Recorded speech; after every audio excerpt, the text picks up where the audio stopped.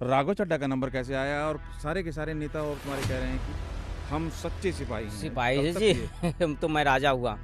सिपाही किसके होते हैं? नेता हूँ। अब मेरे से बड़ा नेता कोई बनेगा, मेरे लिए खतरा होगा, उसको मैं हटा दूंगा जी। देखो पहले योगेंद्र यादव को हटाया, कुमार विश्वास को हटाया जी, स्वाति मालीवाल को हटाया जी। अब राघव चड्ढा को लेकर एक नया अपडेट सामने आया है, उनकी आंखों के इलाज के बारे में। क्या चक्कर है? मारपीट कुछ हुआ है? नहीं, वो क्या सब जी किया? अंदर की क्या? बात है।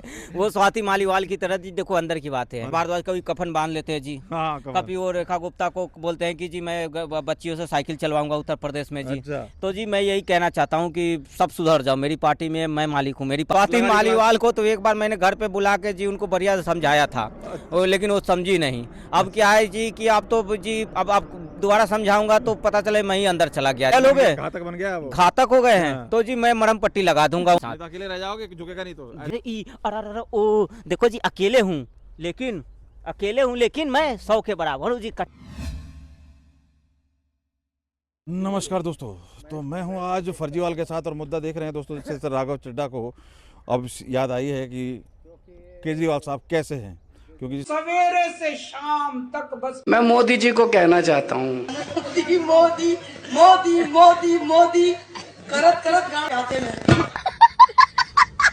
इस तरीके से अब उनको बोलने से रोका गया है सदन के अंदर। और उनकी कुछ आम सी दरखास्त थी, बड़े डाटा की बात करते थे, डाटा महंगा है तो समोसे महंगे एयरपोर्ट जैसी जगह पे। लेकिन अब इनको समझ में आई है कि वहीं स्वाति मालीवाल का देखा, क्या कोई कोर कसर नहीं छोड़ी है। कहीं ना कहीं उम्मीद की जा रही थी कि स्वाति मालीवाल का नंबर आएगा, लेकिन फर्जीवाल साहब बताएंगे कि आखिर राघव चड्ढा का नंबर कैसे आया और सारे के सारे नेता और तुम्हारे कह रहे हैं कि हम सच्चे सिपाही हैं। सिपाही कब है तक जी। ये? तो मैं राजा हुआ। सिपाही किसके होते हैं? नहीं तो ये भी राजा तो- के होते हैं ना राजा जी। तभी तो कह रहा था, कब तक? क्या हो गया? आज तक देखो जी मोदी जी के सिपाही नहीं हुए जी कोई, लेकिन मेरे सिपाही है। देख रहे हो जी, ये होती है जी कट्टर ईमानदारी। कह तो रहे हैं भैया, कल तक तो कुमार विश्वास भी यही कहता था, प्रशांत भूषण भी, योगेंद्र यादव भी, सारे सिपाही बनते थे और सबको एक एक पीछे। और ये स्वाति मालीवाल काबू नहीं आ रही है तुम्हारी। देखो जी, मेरे को खतरा था राघव चड्ढा से। क्या खतरा था? खतरा था राघव चड्ढा से जी। राघव चड्ढा मेरे से बड़ा नेता बन रहा था जी। मेरी पार्टी में सिर्फ मैं ही नेता बन सकता हूँ। अब मेरे से बड़ा नेता कोई बनेगा, मेरे लिए खतरा होगा, उसको मैं हटा दूंगा जी। देखो पहले योगेंद्र यादव को हटाया, कुमार विश्वास को हटाया जी, स्वाति मालीवाल को हटाया जी, उसके बाद उसको भी हटाया। किसको? नाम बताओ, इतने हैं कि याद ही नहीं पड़ रहे जी। कहा कपिल मिश्रा को भी, सबको साइड कर दिया जी। ये भी पंजाब में चुनाव है, नहीं तो मैं राघव कह रहे चड्ढा हैं का। राघव चड्ढा कोई पंजाब से कुछ माल पानी का हिसाब किताब करने में चूक गए कहीं, और लंदन में गए थे, कहाँ गए थे आंख वाँख ठीक करवाने के लिए चश्मा। हालांकि आपको बता दें, इस बीच ये भी चर्चा थी कि आखिर केजरीवाल के घर ईडी की रेड, बाद में गिरफ्तारी और फिर जेल के दौरान एक बार आप सांसद नहीं दिखाई दिए। क्या चक्कर है? मारपीट कुछ हुआ है? नहीं, क्या वो किया? सब जी कुछ अंदर की क्या? बात है।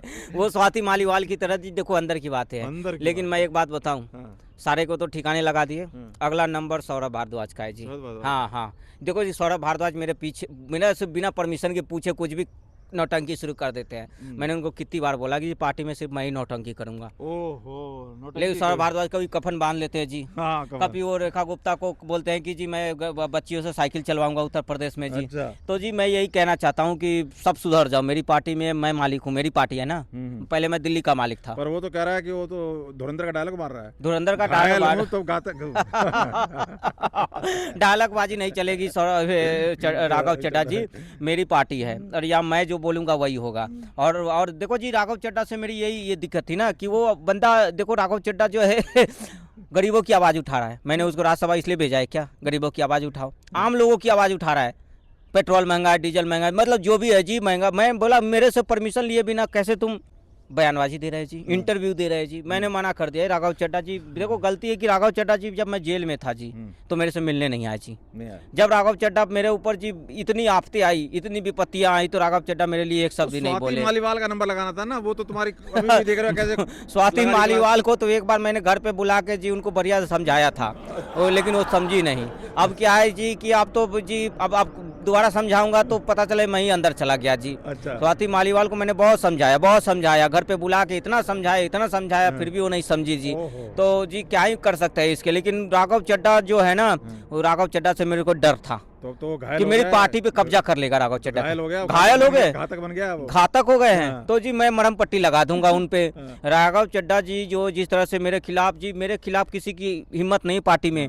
पूछ देखो, सब सिपाही बोल रहे हैं ना, और राघव चड्ढा में बगावत पूत रहा है, बगावत कर रहे हैं जी मेरे यही से। बात कुछ दिन पहले पूछी जा रही थी कि भाई राघव चड्ढा का रिस्पांस है नहीं आप लोगों की तरफ, तब तो हाँ। कहा जा रहा था नहीं ऐसा कुछ नहीं है, हम सब एक हैं। अब क्या ये क्या गेल में करते ना रहते जी हैं? ना, देखो जी ऐसा है, अगर पंजाब में चुनाव नहीं रहता ना तो मैं तो राघव चड्ढा जी को राज्यसभा से भी हटा देता। वो तो पंजाब के कारण मैं चुप बैठा हूँ, नहीं तो जी मेरी पार्टी में कट्टर ईमानदार से किसी की हिम्मत है जी ऐसे सवाल जवाब मेरे सामने राघव चड्ढा बोल रहे हैं घायल हूँ, घातक हूँ जी। हाँ, मेरी हिम्मत नहीं है राघव किसी की बोलने की। राघव चड्ढा पहली बार जो है किसी मेरी पार्टी में किसी ने सिपाही ने, राघव चड्ढा भी मेरे ही सिपाही है जी। देखो सबने बोला ना कि मैं सिपाही हूँ जी, कट्टर ईमानदार का सिपाही। ऐसे ये लोग सिपाही की क्या वही औकात तो जी। जैसे जैसे निकलते जा रहे हैं, राजा के सामने आतसी को देखो कितनी आतिश लग रही है। राजा के सामने सिपाही की क्या ही औकात जी। आतसी को मतलब सीट तक में बैठने नहीं दिया था सीएम नहीं, बना नहीं। के। हाँ। मतलब ऐसा चाहिए तो मैं देखो ऐसा होना चाहिए, गुलाम है जी ये लोग सिपाही के साथ मेरे गुलाम भी हैं। देखा जब नहीं मैंने इनको मुख्यमंत्री बनाया तो मेरी हिम्मत नहीं मेरे कुर्सी पे बैठने की जी, मेरी कुर्सी ऐसी रखी थी। तो जी इनकी हिम्मत नहीं है, सब ये लोग सिपाही के साथ साथ मेरे गुलाम भी है, गुलाम भी है ये लोग। लेकिन राघव चड्ढा ने कहा कि मैं गुलामी नहीं करूंगा जी। राघव चड्ढा ने कहा कि जी मैं गुलामी नहीं करूंगा। कब पता चला कि ये गुलामी नहीं करेंगे और एक्शन की तैयारी की? फर्जीवाल साहब बताइए जरा। ये देखो जी मैं जेल गया हाँ। तो राघव चड्ढा को राज्यसभा में मेरी आवाज उठाना चाहिए। अच्छा। हाँ, जब मेरा शीश महल छीना तो राघव चड्ढा जी को जो है राज्यसभा में आवाज उठाना चाहिए, लेकिन नहीं उठाया जी। जब मेरा टोटो टॉयलेट छीना, हाई कोर्ट से जब बरी हुए तब भी नहीं? तब भी नहीं। हाई कोर्ट से जब मैं बरी हुआ तो मैंने खुद नौटंकी करके बोला मैं कट्टर ईमानदार हूँ, लेकिन राघव चड्ढा ने राज्यसभा में मेरे लिए एक बार भी नहीं बोला कि मैं ईमानदार हूँ, कट्टर ईमानदार हूँ।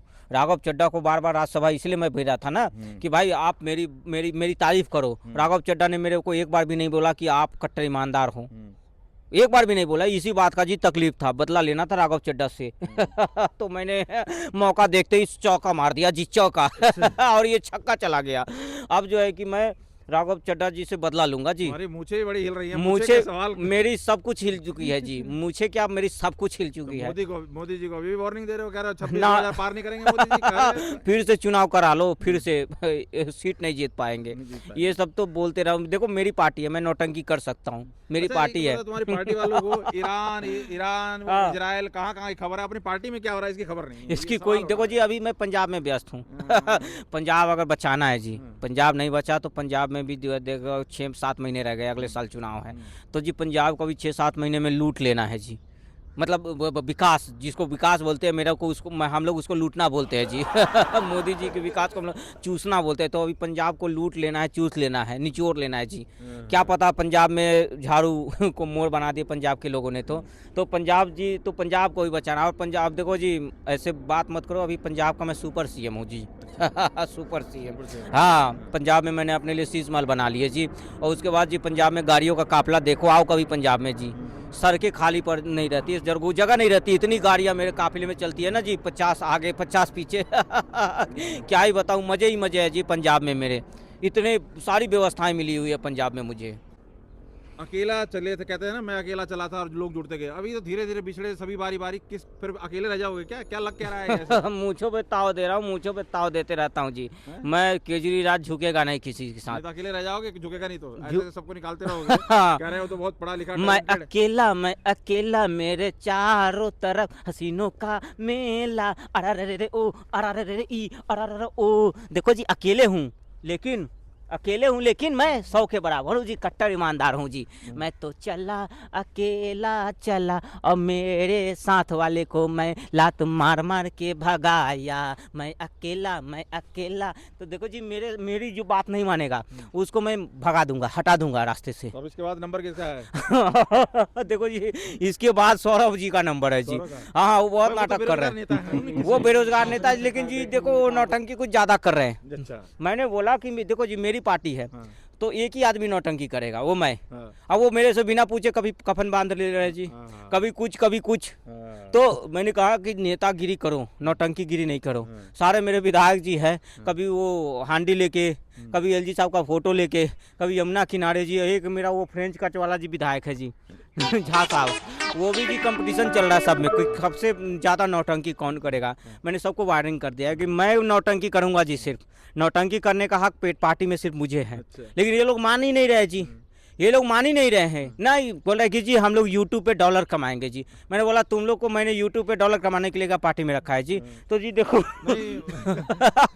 उसको राघव को बोल रहे हैं, जो तुम्हारे मुद्दे थे जो उठाए हैं वो हाँ। इन्फ्लुएंसर वाले मुद्दे हैं, नेता वाले मुद्दे नहीं, नेता वाले मुद्दे ये उठा रहे हैं। नेता वाले जी मुद्दे ये उठा रहे हैं, देखो ये नेता वाले मुद्दे उठा रहे हैं। ये लोग जी पार्टी ऑफिस को वो बना दिया जी अड्डा बना दिया, कॉमेडी शो, सोशल मीडिया का इन्फ्लुएंसर। कॉमेडी शो बना दिया है। बोले creator का हाँ बना जी, दिया है। पार्टी का खर्चे महीने के चाय बिस्किट खा रहे हैं जी, पानी पी रहे हैं, और उसके बाद वहाँ पे जाके जी नौटंकी कर रहे हैं, पूरा नौटंकी कर रहे हैं जी ये लोग कफन संजय सिंह के बारे में क्या विचार है? अरे भाई साहब वो अलग ही उनका, वो कभी कभी यात्रा निकालते रहते हैं। उनको डॉक्टर ने बोला है पैदल चलने के लिए, तो अभी वो फिर जा रहे हैं यात्रा निकालने कोई सा। अभी वो उनका वो राहुल जी के बाद संजय जी यात्रा निकाले, कंपटीशन चल रहा है उन दोनों। कहा जा रहा है प्रभु फर्जीवाल जी मतलब अंदर की बात बता रहा हूँ, धीरे धीरे सारे बीजेपी में आ जाएंगे, तुम्हारे जितने भी बेरोजगार नेता है सब चले जाएंगे निकाले जी। जा। तो मैं भी चले जाऊंगा, धीरे धीरे सब आ जाएंगे। मैं भी एक समय आएगा जी, मैं भी चला जाऊंगा कांग्रेस में। खत्म कहानी आज जी, कांग्रेस में चला जाऊंगा। इधर ये बचे हुए बीजेपी में चले जाए, मैं उधर कांग्रेस में चले जाऊंगा, क्योंकि हमारा कांग्रेस सही जमेगा जी। हम भी घोटालेबाज, कांग्रेस भी घोटालेबाज जी। हाँ तो जी यही है बात। अभी तो जी मैं टहलने जा रहा हूँ, मेरा टहलने का टाइम है। टहलने का टाइम है। हाँ। तो अब राघव चड्ढा को राघव चड्ढा जी को मैं बोलना चाहता हूँ जी कि कम बोला जी, कम बोलो जी, मेरे से डरो। घातक हूँ जी, तो मैं भी घातक हूँ, मैं महाघातक हूँ। मैं आप घातक हो तो मैं नाटक हूँ जी, नाटक। चलिए सर, तो देखा आपने किस तरीके से फर्जीवाल नेशनल से और राघव चड्ढा के द्वारा उठाए गए आरोपों का जवाब देने की कोशिश की। कहीं ना कहीं नौटंकी राजनीति चल रही है और ये चीज़ें आशंका थी इस चीज़ की कि किस तरीके से इग्नोर किया जा रहा था राघव चड्ढा द्वारा भी, और राघव चड्ढा को भी सभी पार्टी वाले इग्नोर कर रहे थे और बचते नजर आ रहे थे कई बार पूछने के बावजूद भी। लेकिन ये जो हुआ है इसकी आशंका थी। लेकिन स्वाति मालीवाल क्यों अभी तक बची हुई है ये देखने वाली बात है। और आप कैसे देख रहे हैं इस राजनीति को और इनके इस एक्शन को, जरूर कमेंट करके बताइए। बहुत बहुत धन्यवाद।